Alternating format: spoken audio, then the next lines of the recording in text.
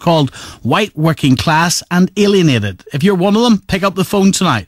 0500 909 693. And if you're a Muslim, are you afraid of the rise of groups like these and their protests? Kicking off with a call tonight, first call of the night, Lee's in Sheffield. Hello, Lee. How you doing? You all right? What do you think?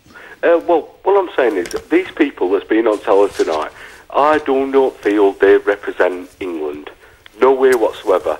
They're an absolute minority. Absolute minority.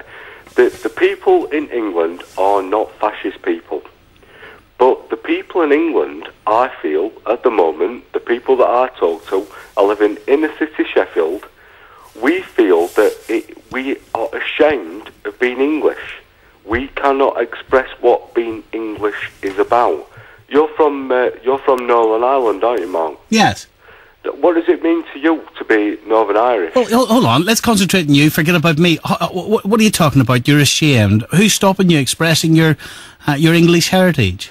Well, I'll tell you what's stopping me expressing my English heritage is the absolute the oppressive nature of the government that we've got in place at the moment, which makes you feel that we can't be English in this country. Where is our celebration of being English? We're always feeling about ourselves. Do you think a new mosque stops you being English? No, not a new mosque. Do you know what I mean? I absolutely celebrate the fact that we live in a country that people want to come to. I celebrate the fact that people have their religions in our country and they celebrate them and we respect them. And that's what I'm all about. Okay. And I think a lot of people in this country feel the same. But what I am really uncomfortable about is that, for one, the moment that people, which are essentially right-wing minorities, get expressed as a view of the English people. I think the view of the English people is we want to accept people into our country. Okay. We accept them wholeheartedly. But also, we want to celebrate the fact that we are English. Where's our Englishness in all this argument? Lee, thank you. Tommy is joining us this evening from the English Defence League. Tommy, good evening to you.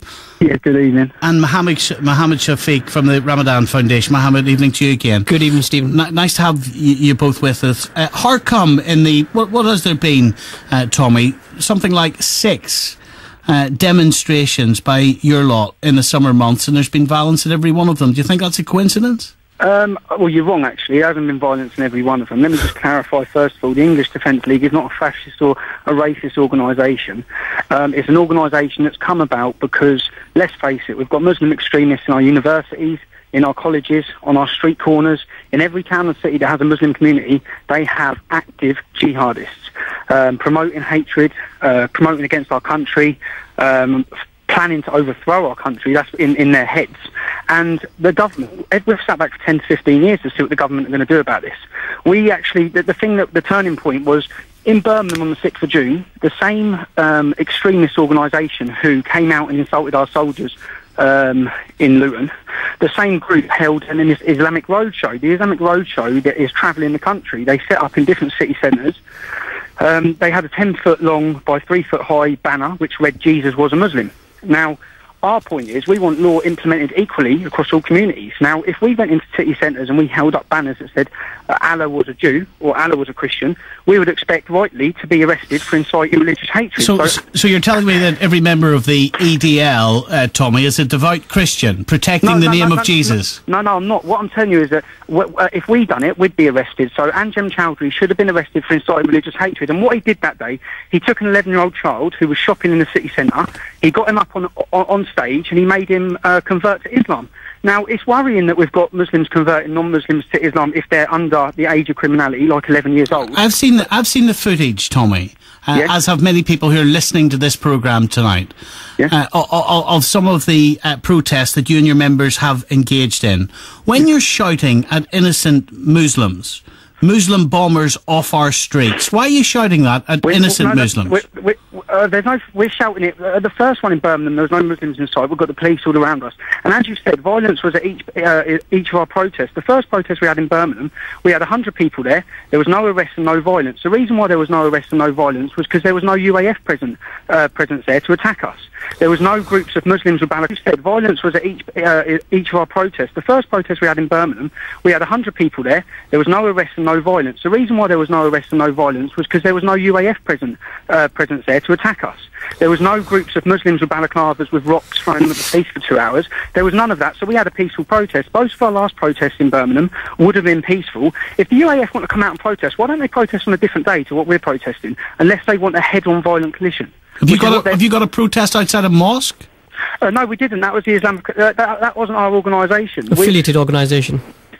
When you say affiliated, how do you mean? Because we have got no affiliation. We are our own organisation. We're not against Muslims. Our point is, where were all these Muslim MPs? Where were all these Muslim leaders when Anjem Chowdhury Okay, so just so that I can be clear, Tommy, because I want to be very crystal clear as to what you stand for and what you are saying to the rest of the members of the English Defence League. You do not think that there should be protests outside a mosque, is that right? No, I don't. That's why we wasn't there. We didn't hold a protest outside a mosque. Our point, we actually, if we were looking for race riots and trouble, we'd go back to Birmingham protests. We issued a statement quite clearly saying that last thing we wanted from this was to see our police force come under attack in Birmingham. Now, we offered to call the protest off 5 times to Birmingham police.